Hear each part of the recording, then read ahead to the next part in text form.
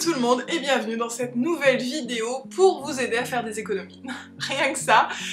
Ça fait quelques mois maintenant que je me suis un peu penchée sur mes dépenses et sur les choses qui étaient utiles et pas utiles.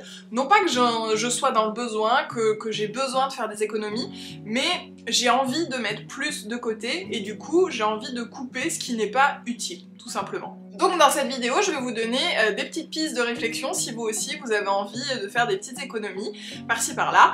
Et vous savez, je vous ai fait une vidéo déjà la dernière fois sur comment j'ai coupé mon budget courses en deux et je peux vous dire que ça continue, là on maintient, ça fait 2 mois, enfin 1 mois et quelques de plus où on est toujours dans cette logique, donc je suis hyper contente et je vous invite à la regarder parce que donc là je vais pas vous parler forcément du budget alimentaire. La première chose est toute simple, c'est de regarder vos abonnements sur votre téléphone et vos abonnements en règle générale, que ce soit la box, internet, que ce soit, je sais pas si vous êtes abonné à des box, à des magazines, à des choses comme ça, tous vos abonnements.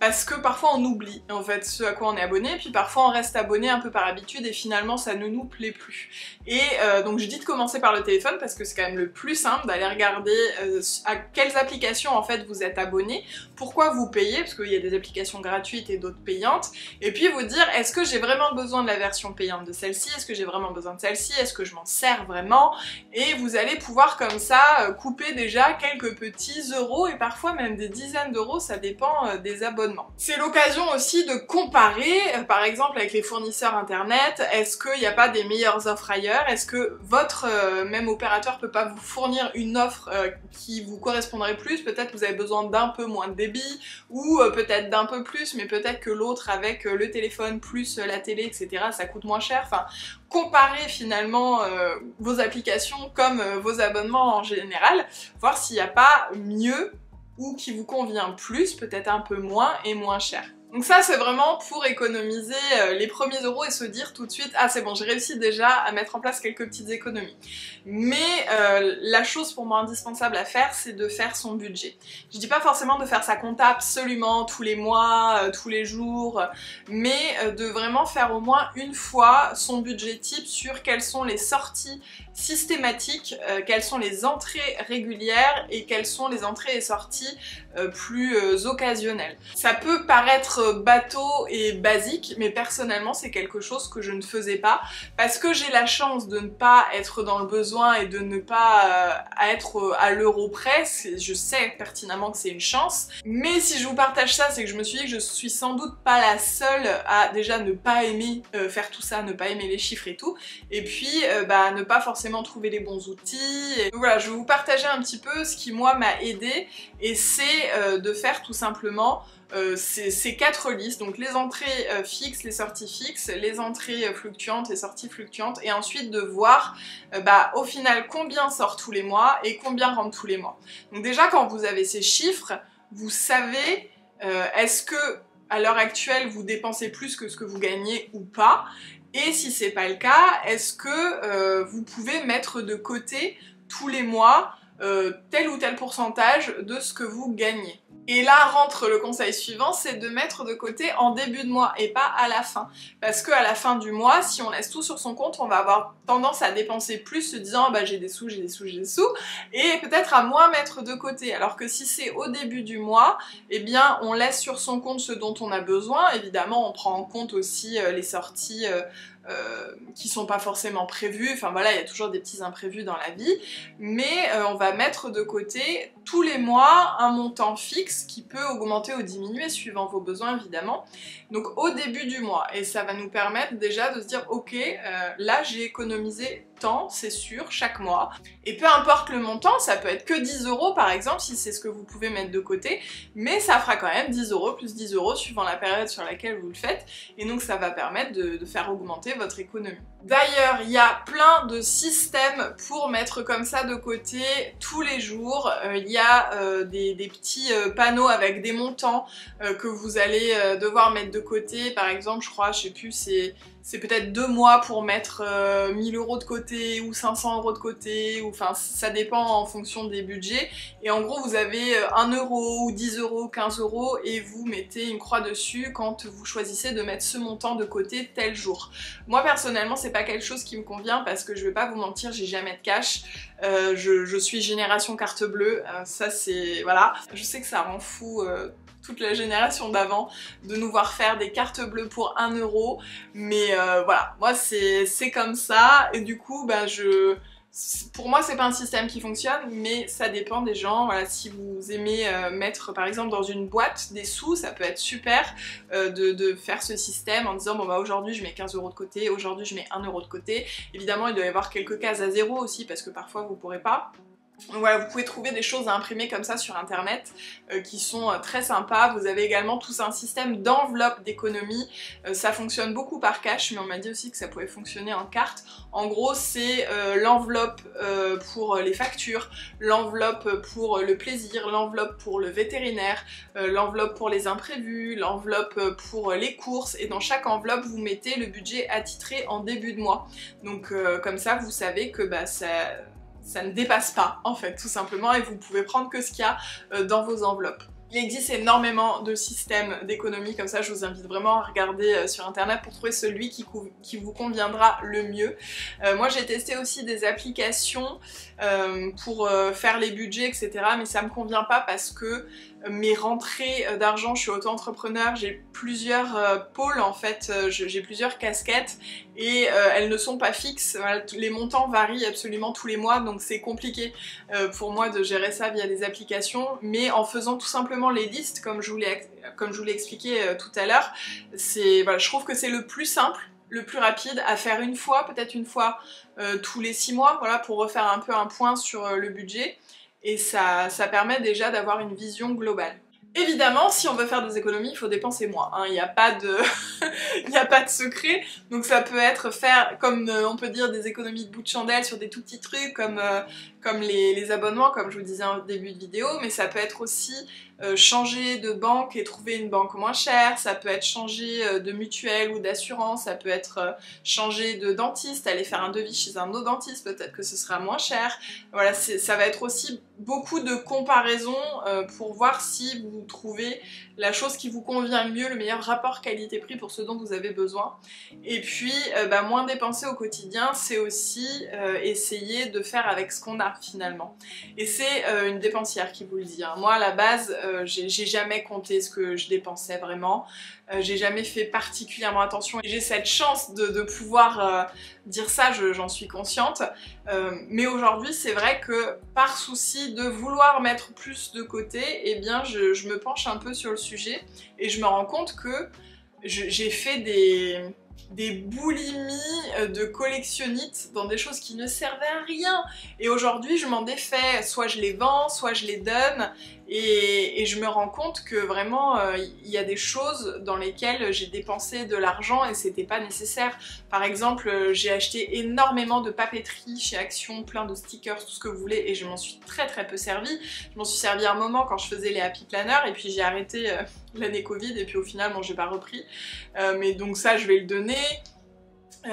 Tout le make-up aussi, à un moment j'en ai acheté énormément, et alors que j'en recevais encore, je continuais à en acheter. Les oracles, j'ai eu une boulimie d'oracles, j'en ai acheté énormément, j'en ai aussi beaucoup revendu. Il y a vraiment pas mal de choses comme ça que j'ai acheté en gros. Quand j'étais vraiment en mode collection, quoi, dans quelque chose, il me fallait plein de choses, et les pins Disney aussi, la même chose. Enfin, il y a vraiment pas mal de choses comme ça. Donc je me rends compte que j'ai dépensé beaucoup d'argent dans des choses qui sur l'instant ça me faisait plaisir, mais le fait est quelques années plus tard je les ai et ça ne me donne plus de plaisir et je m'en débarrasse en fait. Donc en fait tout ça pour dire que la question que je me pose aujourd'hui quand j'achète quelque chose, c'est est-ce que j'en ai vraiment besoin, envie, est-ce que ça me fait plaisir, un peu façon Marie Kondo, et puis est-ce que plus tard je serai toujours contente de l'avoir, est-ce que ça me donnera toujours de la joie, est-ce que ce sera toujours utile. et est-ce que ça va prendre de la place, est-ce que c'est pas quelque chose dont je vais vouloir vite me débarrasser, dont je vais vite me lasser, et c'est pour ça qu'au final je n'achète, je crois, quasiment plus de déco, c'est très rare. Je vais acheter que des choses qui ne durent pas, et ou alors quelque chose qui va remplacer quelque chose que j'ai déjà. Dans la même veine justement de remplacer quelque chose qu'on a déjà, ça va être tout ce qui est un peu homestaging. J'ai voulu changer un meuble qu'on avait dans la salle de bain et j'avais une colonne en verre vitrine dans ma chambre avec mes pierres, et donc je me suis dit ok, je vais faire du vide dans ma commode pour pouvoir mettre mes pierres, et donc j'ai vidé beaucoup de make-up et je vais utiliser ma colonne vitrine où il y avait mes pierres comme meuble de salle de bain, ce qui fait que je n'ai pas racheté de meuble de salle de bain, j'ai utilisé un meuble que j'avais déjà tout en faisant un peu de vide, un peu de tri. Et j'ai fait la même chose pour mon bureau que j'ai cassé là il y a pas longtemps malheureusement. Spontanément, qu'est-ce que j'ai fait? J'ai regardé sur internet pour acheter un bureau. Et je me suis dit, déjà, est-ce qu'il n'y a pas moyen de le réparer? Donc mon chéri il a regardé et non, malheureusement il n'y avait pas moyen. Mais est-ce que j'ai pas quelque chose d'autre qui pourrait me servir de bureau? Ma coiffeuse c'est pas possible parce qu'il y a le miroir etc, puis j'ai besoin de ma coiffeuse.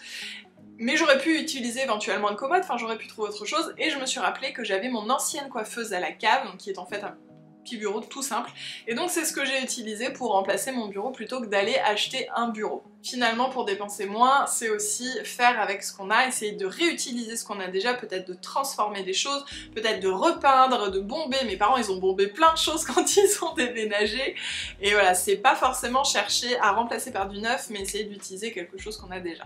Voilà, je pense que j'enfonce des portes ouvertes, mais personnellement c'est pas quelque chose que je faisais systématiquement. Pour tout ce qui est alimentaire, je vous ai dit, je vais pas revenir dessus, j'ai fait vraiment une vidéo sur le sujet, mais en gros, cuisinez plus, utilisez ce que vous avez dans les placards, utilisez des choses de saison qui seront moins chères, comparez les prix, et le moins de choses transformées possible. J'ai une autre petite astuce, et d'ailleurs qui fait partie de mes boulimies de collectionnite. Il y a eu un moment, j'ai acheté plein de plantes, mais vraiment beaucoup. Et mon chéri était là, ah, trop de plantes. Et en fait, pour ne pas acheter des plantes, eh bien, il faut faire des boutures ou demander aux gens autour de vous de faire des boutures de leurs plantes. Je pense qu'il y a aussi moyen de trouver des forums d'échange de boutures, des choses comme ça. Ça fait des plantes gratuites, voilà, les petites boutures, donc n'hésitez pas à le faire, c'est un petit cas à part, mais je voulais vous le dire quand même. Pour faire des économies, on peut aussi vendre des choses, je vous en parlais tout à l'heure quand j'ai fait du tri, vendre sur eBay, vendre sur Vinted, vendre sur... qu'est-ce qu'il y a d'autre? Là il n'y a rien qui me vient, mais bon voilà. Vendre des choses même sur des vides-greniers, essayer de... avec ce que vous avez et qui ne vous plaît plus, que ça ait une deuxième vie, que ça parte pas à la poubelle, et puis en plus ça vous fait rentrer un petit peu d'argent, donc c'est toujours bien.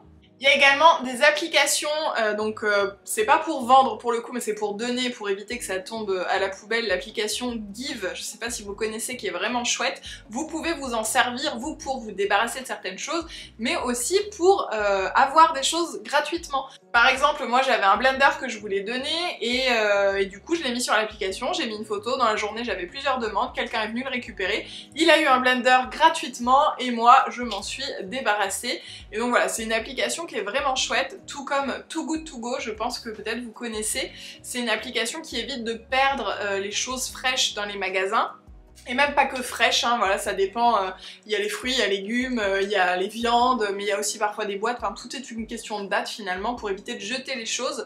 Ils font dans tout type de magasins, ça peut être les boulangeries, ça peut être les supermarchés, ça peut être les boucheries, les fleuristes, enfin, il y a plein de choses, et donc ils font à prix réduit. Après c'est un peu surprise hein, ce que vous avez en règle générale, mais des paniers comme ça, de choses qui arrivent en fin de vie tout simplement. Et donc au lieu de les jeter, vous les avez beaucoup moins chers. C'est très intéressant. Moi je le fais pas beaucoup parce qu'en tant que végétarienne, à moins d'avoir vraiment des paniers que primeurs fruits et légumes, voilà, je sais pas trop ce que je vais recevoir et c'est des choses qu'on va pas forcément utiliser, mais je trouve que c'est vraiment une chouette idée. Alors je pense que ça fonctionne beaucoup en ville. En fait vous voyez, vous avez un plan et puis vous voyez où il y a des magasins qui font des paniers Too Good To Go, vous pouvez les réserver et hop après vous y allez. C'est vraiment une chouette application. Et puis je vais terminer par un point qui est très important à mon sens, c'est de toujours prévoir un petit pourcentage de plaisir. Toujours prévoir soit un montant ou un pourcentage de votre salaire, de vos économies, qui ne part pas dans les dépenses, qui ne part pas dans les économies, mais qui part juste dans pour me faire plaisir. Voilà, ça peut être, ça dépend de chacun, mais 50, 100 € par mois par exemple, pour vous faire un resto, pour aller chez le coiffeur, pour vous payer un soin, pour vous faire une manucure, pour vous payer des livres ou de la peinture, ou j'en sais rien. Mais voilà, de prévoir, vous savez, tous les mois, vous avez cette petite enveloppe plaisir, vous n'êtes pas obligé de la dépenser, mais si vous en avez envie, eh ben, vous savez que voilà, vous avez ce petit truc de prévu. Alors évidemment, vous pouvez dépenser des petits plaisirs au quotidien, hein, on s'entend, ça dépend des budgets de chacun, mais si vous êtes sur un budget assez contrôlé et assez réduit, prévoyez quand même un petit plaisir parce que ça vous évitera de faire des gros craquages de temps en temps et de culpabiliser en disant oh là j'ai trop dépensé, je suis sûre que mon budget il est tout bousculé. En fait, un petit peu comme dans l'alimentation, se faire des petits plaisirs régulièrement, ça évite de se restreindre pendant des semaines et finalement à la fin, je sais pas, manger 10 pains au chocolat, péter un câble d'un coup, ben c'est pareil pour les économies. Se faire des petits plaisirs réguliers, ça fait du bien et puis ben, vous en avez le droit. Si vous avez des astuces économie, n'hésitez pas à les partager dans les commentaires, parce que moi, je débute tout juste dans le milieu, et voilà, j'ai plein de choses à découvrir, et je me suis dit que ça pouvait peut-être aussi vous intéresser. Donc n'hésitez pas, et puis à partager cette vidéo si vous l'avez trouvée pertinente. Moi, je vous remercie de l'avoir regardée, et puis je vous fais des gros bisous, je vous dis à très vite.